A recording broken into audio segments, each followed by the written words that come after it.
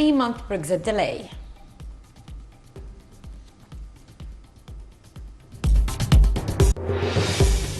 Welcome back. The news in full. In Egypt's Red Sea resort of Sharm el-Sheikh on Monday, President Abdel Fattah el-Sisi inaugurated the 38th World Radio Communication Conference, WRC. Addressing the inaugural session, President el-Sisi said the conference reflects the progress of human civilization. More in the following report. President Abdel Fattah el-Sisi inaugurated on Monday the 38th World Radio Communication Conference. Addressing the inaugural session, President el-Sisi welcomed all the participants. The president said the conference reflects the progress of human civilization.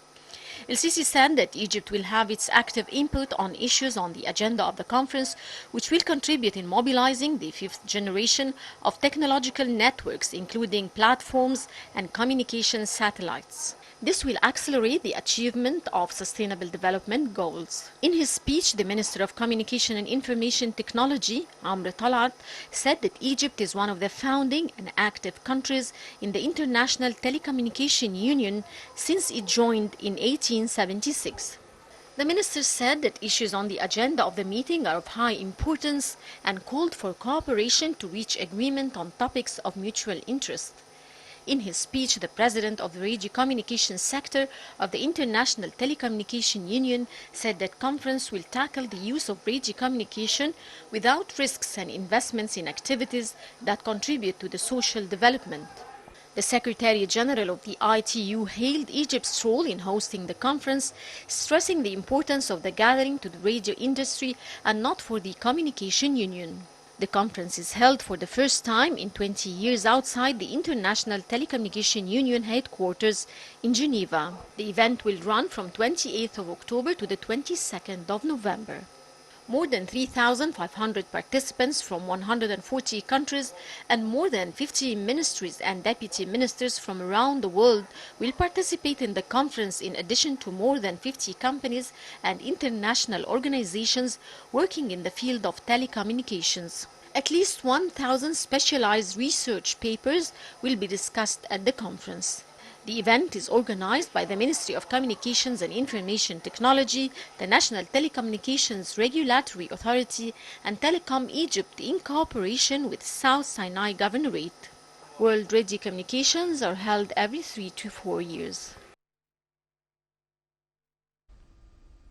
Egyptian and Jordanian armed forces continued the joint military drills code-named Aqaba 5. The exercise is a continuation of a series of joint drills between the two countries' armed forces with the aim of strengthening cooperation and raising military capabilities and readiness to face regional challenges. Aqaba 5 will be held in the Southern Military Area and the Red Sea Operations Zone. The Egyptian and Jordanian maritime and ground forces are taking part in the drills. The exercise includes the implementation of several maritime and land activities. Several practical and theoretical lectures will be held as part of the training.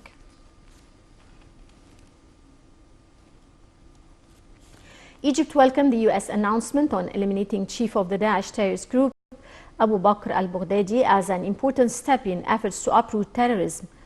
Spokesman for the Ministry of Foreign Affairs, Councillor Ahmad Hafiz, said that this is a progress that necessitates a unified action to confront all forms of terrorism without discrimination.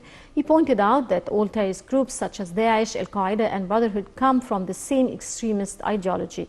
The spokesman said that dealing with terrorism should be based on a comprehensive vision, taking into consideration all security and developmental dimensions. The spokesman reiterated the call on the international community to hold accountable countries that play a negative role by supporting terrorism by providing fund and safe haven, in addition to opening platforms for spreading extremist ideologies in a way that undermined world and regional stability.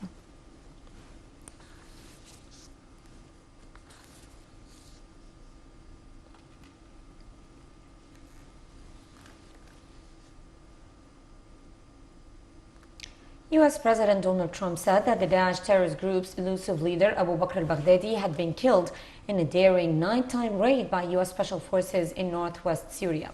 Trump told the nation in a televised White House address that a large number of Daesh terrorists were killed during the raid, which culminated with Baghdadi cornered in a tunnel where he detonated a suicide vest.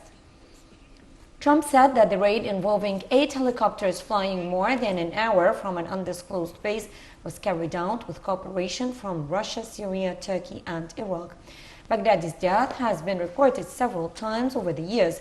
Trump said that there was no doubt that this time with the DNA field test confirming his identity.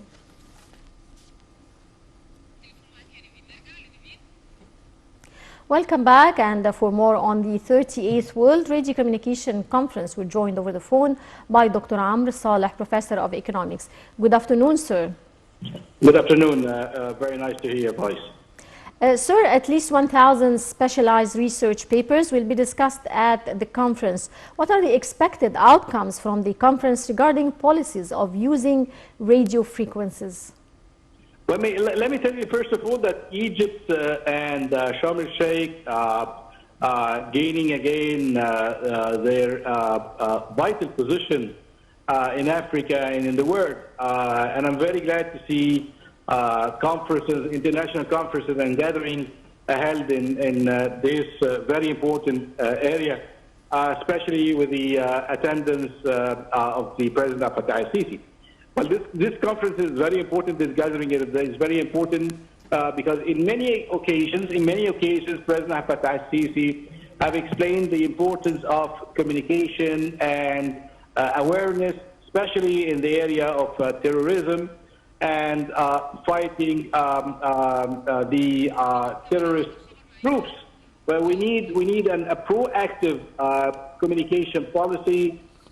Especially in the area of fighting terrorism, as I said, poverty reduction, and mainly in the area of policy reforms. No policy reforms and no economic growth without consultative process. And any consultative process, we need a very active communication policy. So I'm very glad to see, especially this new topic, this new event, being held in Sharm el-Sheikh with the attendance and with the gathering of these participants with the presence of President Fattah al-Sisi. Sir, how can the outcome of this conference affect the acceleration of achieving sustainable development goals? Well, I think this would have a trickling down effect, as we call. It means that lots of institutions, especially in the media institutions, and I'm talking about the communication institution in the government and in the private sector should be, and I said should be, affected and should be aware of the recommendation. And I invite our TV and our media in Egypt, especially the Egyptian television, to announce and publish the recommendations and to publish a white paper, as we said. And this white paper should be sent to all the media institutions and should be translated into a strategy, not only into a paper or a communication or into a research, but we need a strategy, a consultative process over a strategy, a media strategy in Egypt that should be used like a white paper by the media institution in Egypt, knowing that the media actually, we know, and this is very clear, the media have a lot of importance in the area of development, especially gender equity, poverty reduction, fighting terrorism, and all those issues, education, awareness, all those issues that are related to the international agenda and the local agenda. So, as a conclusion, I would really hope that those recommendations should be translated into a white paper and to be written through a global strategy, not only a conference and.